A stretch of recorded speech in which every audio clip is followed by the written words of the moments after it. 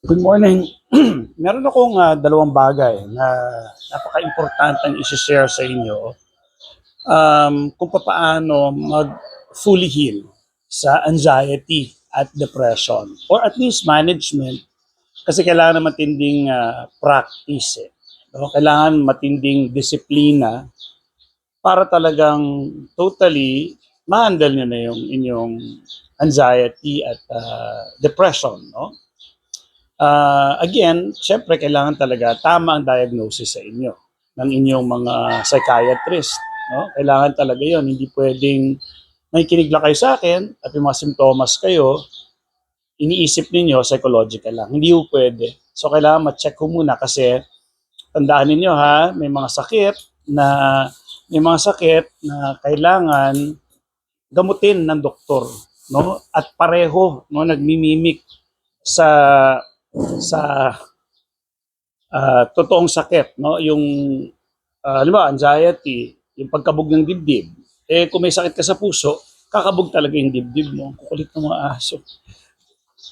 Mamaya na tayo, labing-labing na tayo. Ano? Mamaya na. Okay. Pag nandito kasi ako, nangungulit ng mga aso. Kasi nilalabing-labing ko sila. Eh, gusto niya pa nakaupo ako dito, ganun ulit. So, pasensya na. Okay. So, anyways, yun na nga. So, importante po dito na merong pagbabago, no, sa pag-iisip at sa inyong gawi or behavior. Okay? Importante yan. Kapag ang utak lang ang nabago at yung behavior pareho pa rin, wala akong mangyayari sa inyo. Paulit-ulit pa rin kayo. Kaya nga ginagawa yung mga exposure therapy. Yung sabihin exposure therapy, yung kailangan gawin ninyo. Halimbawa, kung sinasabi ng anxiety ninyo at depression, ayoko gumalaw, dito na ako sa bahay, mas nakakatakot sa labas. Kapag ganun kayo, mas lalakas yon. Nagiging automatic na sa katawan ninyo yon. No? Mali yun.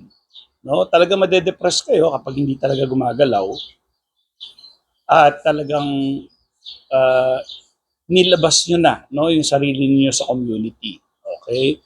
Anxious naman kayo kapag pinatunayan ninyo na delikado, halimbawa sa grocery, na hindi naman. Delikado, halimbawa, atin kayo ng party ng pamilya, hindi naman. Pero dahil sinanay ninyo na, ay, ayoko nang matin ng party doon kasi matatakot lang ako, dito na ako sa bahay. So yung mga inuulit-ulit ninyo, magiging gawin nyo na siya, magiging behavior. So may nangyayari po dun sa utak natin. No? Pinatunayan natin na talagang totoo yung kinakatakutan ng anxiety disorder. Tandaan ninyo, ito ay discomfort lamang. No? Hindi ito totoong sakit na talaga, halimbawa, yung totoong sakit, halimbawa, may sipon, ubo, ito, gawa lang ng pag-iisip kasi natin. Dahil doon, may discomfort tayong nararamdaman. Kahapon, meron akong pinakinggan, Harvard professor, no? Sa Harvard talaga siya. Sinulat yung pangalan niya, si Ellen Langer. Ang ganda nung study nila. Tapos ito pang maganda, inulit-ulit nila yung eksperimento ni Ellen Langer at talagang pareho ang resulta doon sa study niya. No? Sinasabi kasi doon kung how powerful the brain is. So, kung gusto niyo hanapin, pwede niyo hanapin yung sa YouTube, no, si Ellen Langer. Medyo, syempre, English sila, Harvard. Sana yung iba makaintindi. Pero ito, explain ko na lang sa inyo kung ano nangyari doon. So, yung topic nila was body or mind-body connection na napaka-powerful ng brain at kung ano yung sinasabi natin sa brain, kaya niya gawin. No? So halimbawa, kung sinasabi mo sa brain lagi na lagi kang takot, mamamatay ka, masustroke ka, ma-heart attack ka, then feeling niya, totoo kayong nasa danger. So kaya kailangan may pagbabago. Ito nga yung topic natin. By the way, hindi pa pala ako nagpakilala. No? So my name is Jeremy. Ako po ay graduate ng BS Psychology at ako ay may Cognitive Behavioral Therapy Certificate from CBT Australia. Ako po ay nag-aral sa Australia para doon sa CBT na yon. Yung CBT ay ang gold standard to manage anxiety, depression, and other mental condition. So, yun ang gold standard. Sinasabi na magagaling na hindi kailangan mo na maggamot. Padaanin nyo muna sa CBT yung mga taong may anxiety or depression. Tapos, kapag hindi kinaya, saka lang tayo magagamot. Pero ang taas ng success rate ng CBT, halos nasa 90+%. CBT pa lang yon, walang gamot. So, ganun siya kabisa. Napakamahal po ng CBT pag umattend kayo per session. Pwede kayong mag-check sa isang malaking ospital, no? Meron sila sa QC at meron sila sa St. Luke's. Ako mismo nag-undergo nun. Ang session ko dati was around 6,000 per session. Package nila nung time ko 6 na sessions lang. So imagine, mag-compute nyo na yung kung magkano. 6 na session, tapos 6,000. So ngayon, dahil gusto kong tumulong, no, sa inyong lahat, kayo po magsasabi sa akin kung magkano yung kaya ninyo at gagamitin natin yung CBT sa inyo. Kasi may certificate din naman talaga ako. Actually, kaya ako nagpa-consulta doon kasi gusto ko makita kung paano nila ina-apply. No? So, yeah, hindi naman ganun. Sa akin, madali naman yon yung ginawa nila sa akin.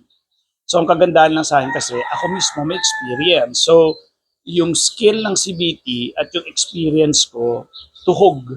Kaya mas relatable ako sa mga taong may anxiety disorder or even depression. So, wag tayo magtiis kasi may mga ganong solution at proven kasi scientific siya. No? May ibig sabihin, evidence-based. May ebidensya, no? Sa pag-aaral na talagang very effective siya. Sige, okay. So, matuloy na tayo. So, andito lang, ilalagay ko dyan yung kung saan ako kukontakin. Ito, nandito sa taas. Sulat ko dyan. Kontakin nyo ako dyan. At yun nga, sabihin nyo sa akin yung kakayanan ninyo. Kapag fair sa akin, no, sa oras ko at yung skills ko, then usap tayo. Okay? Kasi mahirap naman yung mas mahal pa yung kilo ng isda sa akin. Diba? So, ganun talaga ngayon. Kung gusto niyo talagang libre, ito yung mga panoorin ninyo. Kaya nag-e-effort ako gumawa ng mga ganitong video para doon sa mga taong hindi walang kakayanan talaga. Kaya meron tayong video. Yan yung tulong ko talaga na libreng-libre. Okay po, sana naiintindihan niyo yan. Sige, mabalik na tayo doon sa how powerful the brain is. Kasi dalawa yung kailangan gawin nga. No? Yung una is mabago, magkaroon ng tamang kaalaman yung tao. Pag nagkaroon siya ng tamang kaalaman, start na yon. Pangalawa, dapat may change sa behavior or sa gawi niya sa araw-araw. Paano ko ba ipapaliwanag yun? Bago tayo bumalik dun sa power of the brain. Halimbawa, pagising mo pa lang, tutulala ka na, tapos mag-ruminate ka. Ano nangyayari sa katawan ko? Ano yung, bakit tumitibok yung puso ko? Bakit naninigas yung mga muscle ko? Kung araw-araw na ginagawa ninyo yun, pagkagising pa lang, then, magiging automatic na sa inyo yon eventually. Talagang araw-araw, aabot ng taon yun kung ganun kayo. Kaya kailangan may awareness. Sabi pala ni coach, hindi pala pwedeng ganun. So, anong gagawin? Kung halimbawa, gumigising ka, halimbawa, sample lang, no? Gigising ka, magsasample ako, meron akong follower. Retiree siya, nag-retired na. Retired teacher ata siya. Nasa mga 70 plus na siya ngayon. Ang isa sa mga challenges niya, mag-isa lang siya sa bahay kasi yung mga anak niya nasa abroad lahat, nagtatrabaho doon. Minsan nahirapan pa siya maghanap ng kasambahay, no, o kasama sa house. So, pero nung last namin usap, meron na siya, no, na kasama sa bahay, pamangkin. So dahil retiree siya, hindi na siya masyadong busy kumpara dati. Diba? Kasi ang tao, pag busy, wala masyadong time para mag-isip sa kanyang anxiety. Wala masyadong time para mag-ruminate. No? Pero alam ko sa iba sa inyo, may mga teachers pa akong iba na kasama, no, na ang ginagawa, kahit habang nagkaklase sila, nininervyos na baka himatayin sila doon sa klase habang nakatayo at nagtuturo. So yung mga inaayos ako na gano'n. No? So sabi ko sa kanila, well, anyways, ang pinaka-importante, tingnan ninyo rin yung buhay ninyo.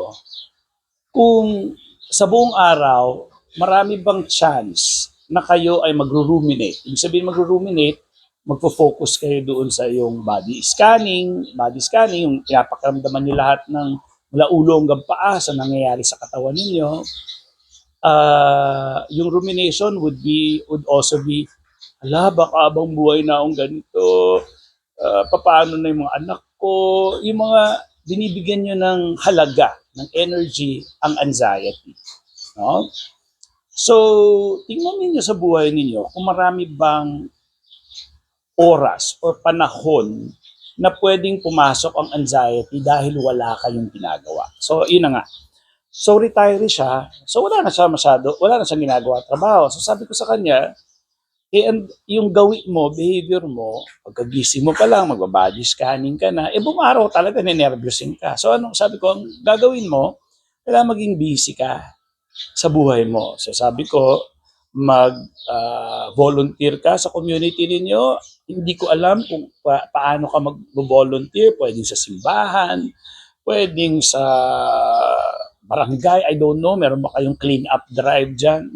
Importante lang, maging busy ka. Kaya nagkakaproblema yung mga taong hindi na lumalabas sa bahay nila, nagde-develop sila ng agoraphobia kasi nga takot silang lumabas, mas malala yung ginagawa nila kapag nasa loob na lang sila ng bahay, both anxiety and depression. Kasi mas malaki yung chance na nakafocus ka lang internally. Kasi ang taong busy, meron siyang iniisip na iba. Kung teacher siya, anong gagawin kong lesson plan? Ako, yung estudyante ko kanina, tigas ng ulo, kulit-kulit. Naku, meron kami PTA meeting. So yung utak niya, busy dun sa mga ganung bagay, kesa sa ano nangyayari sa katawan ko, ano nangyayari sa puso ko, ano nangyayari. So tandaan ninyo, kapag busy kayo mag-ruminate, ano aasahan ninyo? Di na-nervous, hindi kayo magde-depress kayo. Ano ba, ako depression naman. Dito na lang ako sa bahay kasi bigat-bigat ng loob ko. Oh, kung nandiyan ka lalo sa loob ng bahay, buong araw mabigat loob mo, una hindi ka gumagalaw. Importante ang movement, no? Kailangan nag-exercise tayo, kumikilos, gumagalaw. Kapag buong araw nakahilata ka lang, may epekto sa katawan yon. You'll really feel depressed. Kaso, ganito ngayon nararamdaman ko hindi ako makalabas. Mali po yun. Kasi kapag kumilos ka na, saka lang susunod yung magandang pakiramdam. Tandaan niyo yun, no? So, anyway, so sabi ko dun sa retiree na teacher na kausap ko, ang kaganda naman ang ginawa niya, naging catechist siya. So, nagtuturo siya sa school ng mga estudyante, kaso natigil. So, balik na naman siya sa anxiety niya. Sabi ko, bakit ka natigil? Kasi may nagsuntukan ng mga estudyante, natakot ako. Hindi naman sa klase niya, sa labas. So, ipinaliwanag ko na naman sa kanya kung bakit hindi dapat matakot. Sabi ko, sa isang linggo, ilang beses may nagsusuntukan sa school? Wala, hindi naman sir. Sa isang buwan, ilan? Hindi naman. Sa buhay mo na yan, ilang beses nagsuntukan? Hindi, dun lang isa. So bakit tayo matatakot sa isang pangyayari lang? Sabi nyo nga, no? Kaya nga, so kailangan, scientific din tayo mag-isip. Pero kunyari, araw-araw may papatayan dyan, magsusuntukan, sabi ko sa'yo, tumigil ka. Tumigil ka na talaga dyan. Pero ito, isang beses lang So ba't natin hahayaan na magpipigil sa atin yon? Okay? So, okay. I hope medyo nakaklaro sa inyo, no? Next, yung how powerful the brain is, no? Tandaan niyo bago ako pumunta diyan, may apat na dahilan. Apat na dahilan para ang tao ay magtuloy-tuloy sa kanyang anxiety disorder, no? Wala siyang kaalaman sa nangyayari sa kanya or kulang yung kanyang kaalaman, mali ang kaalaman at hindi nag-iisip. Hinahayaan niya lang mangyari at hindi niya naiintindihan. Talagang matatakot ka. Ang taong hindi alam yung nangyayari sa katawan niya ay matuturete talaga. Tandaan niyo yun. Kaya importante na may tamang kaalaman on that. But of course, kailangan rule out talaga yung masakit, ha? Kaya importante na sa doktor kayo. By the way, ayun na, lumiliwanag na. Nandito kasi ako sa aming weekend house. No? Umuwi ako dito sa Quezon kapag weekend. Ang ganda nung paligid, lalo na pag pasikat na yung araw. No? Kaya ginawa ko itong video na to. Para gusto ko, feeling happy rin ako. So, yung apat na dahilan kung bakit takot. Bakit ka may takot. So, halimbawa, karamihan sa inyo takot sa blood pressure. Yung mga followers ako nung ipinaliwanag ko na, ganun pala yun. So, tapos ang nangyari, araw-araw nagbi-BP. So, kailangan may pagbabago. So, binago ko yung pag-iisip niya about blood pressure. Binigyan ko ng tamang kaalaman. Halimbawa, sinabi ko sa kanya, huy, buong araw, nagpa-fluctuate talaga yung blood pressure natin. Hindi porket mataas yung BP mo, delikado ka na. Kasi ang blood pressure natin, talagang tataas yan, depende sa ginagawa natin, depende sa temperature, depende sa kondisyon ng katawan natin. Halimbawa, pag bagong kain ka at busog ka, kailangan tumaas talaga ang blood pressure ninyo. Bakit? Kasi yung dugo natin, kailangan pumunta dun sa ating tiyan para i-digest na yung pagkain. Ngayon, kung walang blood pressure doon, hindi magda-digest yung ating pagkain. Kaya sinasabi ng doktor, huwag magpa-blood pressure kung busog o bagong kain kasi fake news yung makukuha ninyong blood pressure. Okay? Talagang mataas yun. Bawa, kung ang clinic ng doktor nasa second floor, umakyat ka doon, hiningal ka, umakyat ka talaga na hagdanan, no? Pag tiningnan yung blood pressure mo, mataas talaga, umakyat ka na hagdan eh. Okay? Yung simpleng pagtayo ko lang na ganito, kuha na mo ako ng BP, mataas yung BP. So, sabi niya, ganun pala yun? Oo. So kailan matatakot? Halimbawa, ngayon, kalmado ko. Itong pagsasalita ko, mataas din ang blood pressure ko niya pag kinawanan mo ako. So, ganun pala yun. Sabi, so anong gagawin? Kailan matatakot? Sabi, matatakot ka lang. Halimbawa, actually, hindi kailangan matakot, no? Kasi may gamot naman. Mag-alala ka lang. O sige, para magpa-check up ka sa doctor. Kailangan mo lang gawin, pag nakakapahinga ka, hindi ka bagong kain, hindi ka naiihi. Kahit naiihi, tumataas ang blood pressure, ha? So, yung ino-hold, okay. So, malalaman mo lang, kunyari, normal condition, relax ka, wala kang takot sa isip. Kasi pag takot ka, matataas din yung BP. So, ngayon, kung lahat yon wala, normal, tingnan yung BP mo, tapos yung BP mo, 140/90, nang wala kang ginagawa, kunyari, sa doktor ka, pinahinga ka niya after 5-10 minutes, no? Tapos mataas talaga BP mo. Then, sa kanya bibigyan ng gamot. Okay?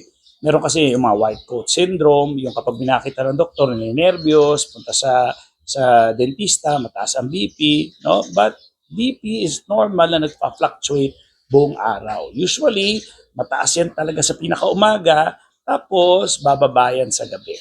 Ganon. Kaya may dipper na tinatawag. No? Anyways, so nung pinaliwanag ko na sa kanya, sabi, ganun pala yun. Pero sabi ko sa kanya, kailangan baguhin mo yung gawin mo, yung behavior. Ayoko. No? Nung sinabi ng doktor na okay lahat, tinest ka, wala kang sakit, yung BP mo tumataas lang kapag ganito, ganyan, at mukhang nung chinek ka, mababa naman, ganyan.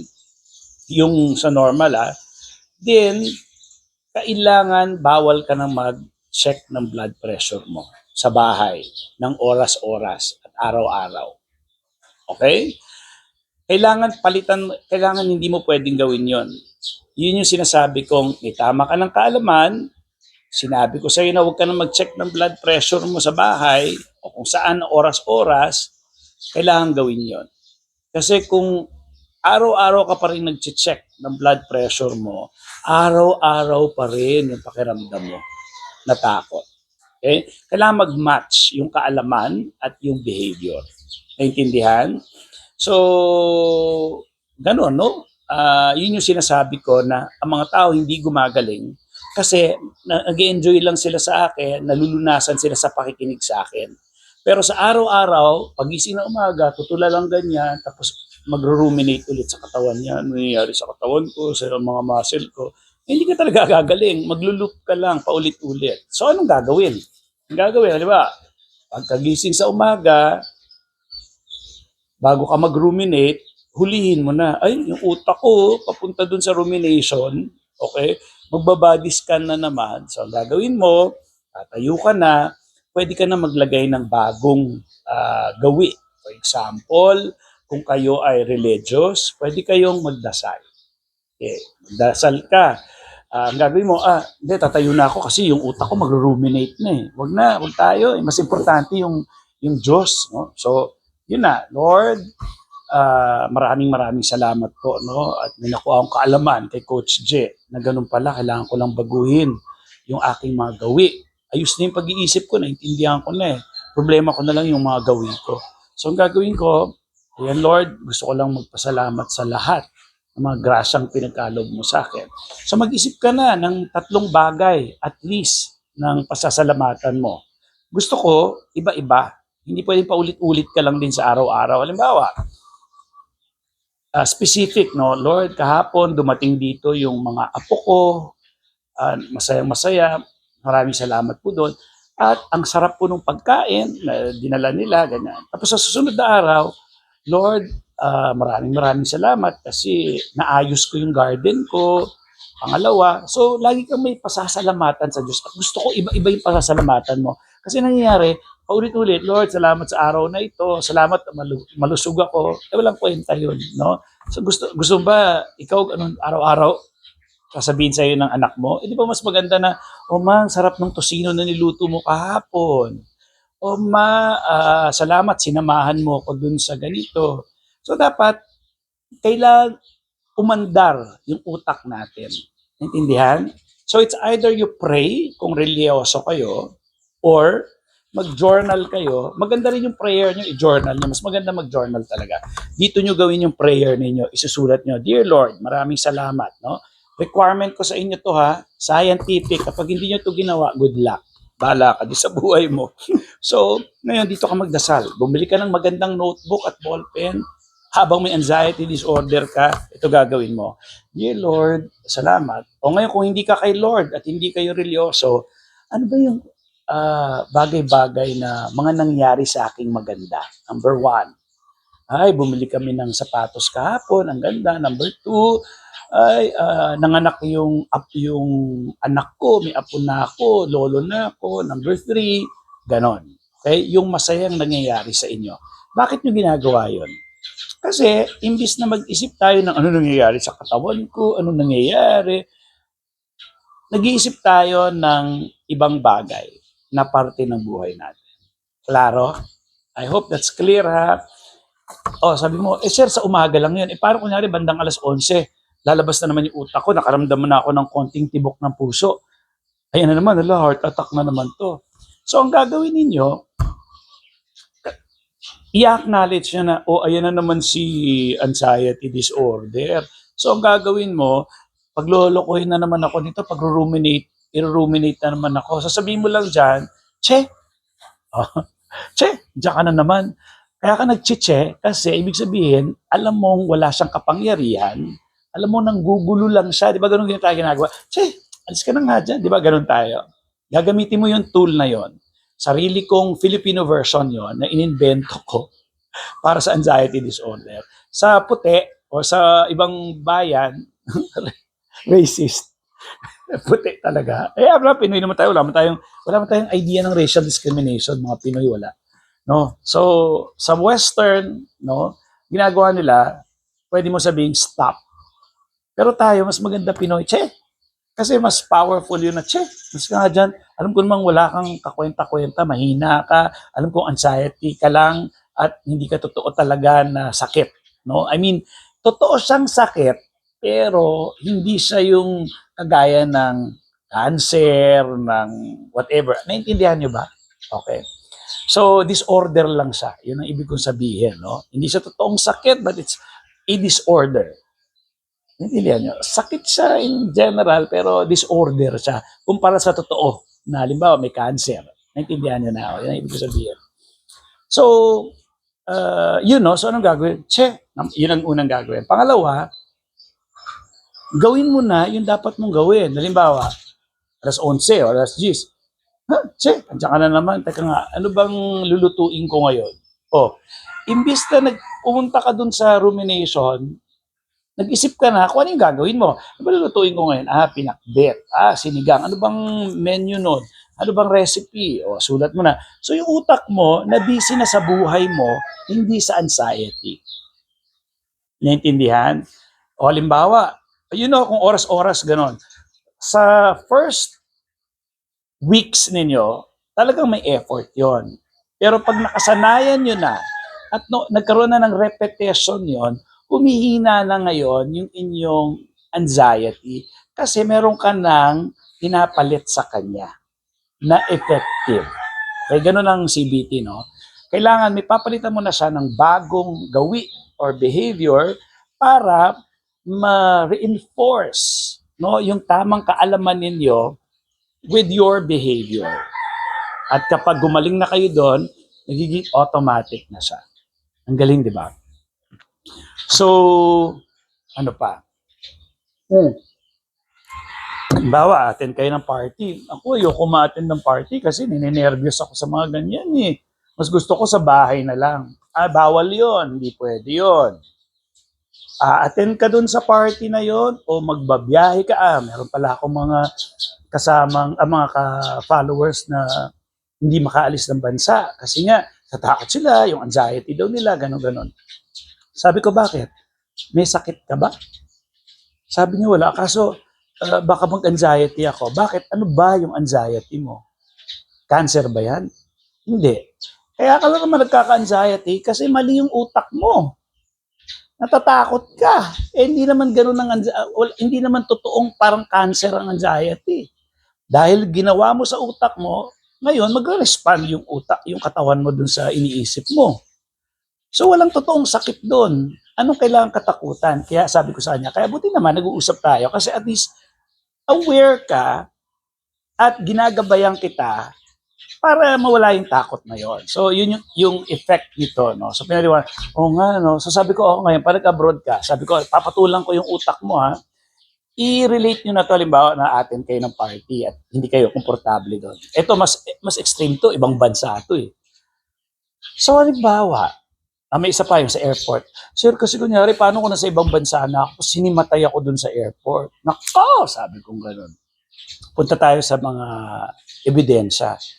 Ilang years na yung anxiety mo? Naku sir, ano to, 12 years. O talaga ba? O sige, sa 12 years, ilang beses ka na hinimatay? Hindi pa naman, sir. Kailan ka himatayin? Oo nga, no? So, anong ebidensya natin? Hindi ka pa hinimatay? O yung iniisip mo na himatayin ka dun sa airport na yon? Hindi pa ako hinimatay. Exactly. Syempre may rason din bakit alam kong hindi ka himatayin. No? Yun yung mga pinaliwanag ko sa kanya bakit hindi siya himatayin. Sabi ko, sige, patulan na kita. Patulan na natin yung tatanga-tanga mong isip. Sige, hinimatay ka. Pinaliwanag ko sa kanya kung ano yung hinimatay na hindi naman dangerous talaga yung kung wala talaga totoong sakit. No? Hindi ko na ipapaliwanag dito, masyado mahaba. Sige, kunyari, hinimatay ka doon. Anong gagawin sa'yo? Hahayaan ka lang ba ng airport na nakakalat sa airport nila? Sa tingin mo, ano gagawin nila? Siyempre, sir, tutulungan ako ng mga tao, dalhin ako sa clinic nila o sa kung saan man, no? Tapos ano mangyayari?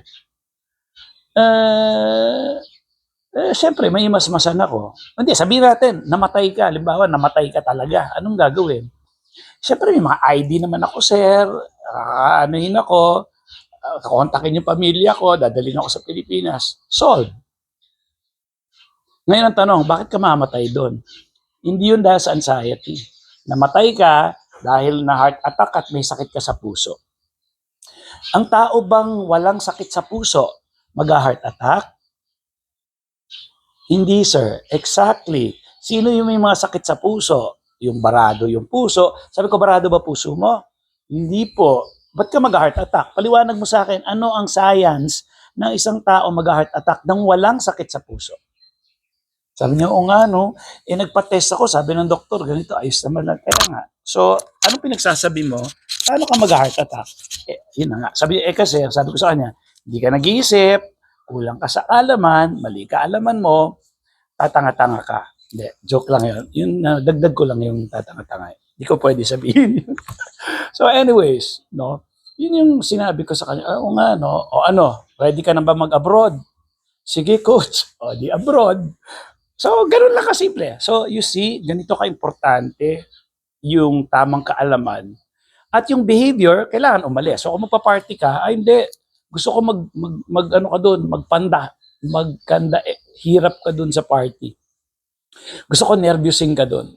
Gusto ko hindi ka maging komportable doon. Pero kailangan pagkatapos, magjo-journal ka, susulat mo, umattend ako ng party, grabe nervous ko, grabe takot ko, pero wala naman nangyari sa akin. Talagang pangit lang yung pakiramdam. Okay, sige. Kunyari, Project Labas 1. Yun ang resulta. Ngayon, Project Labas 2. Punta naman kayo sa resort. Oy, sama ka na naman. Natakot ka na naman. Ninervous ka na naman doon. Pero ang gagawin mo, journal ulit.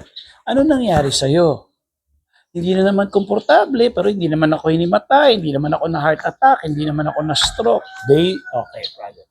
Hanggang sa nakagawa ka na ng Project Labas 82.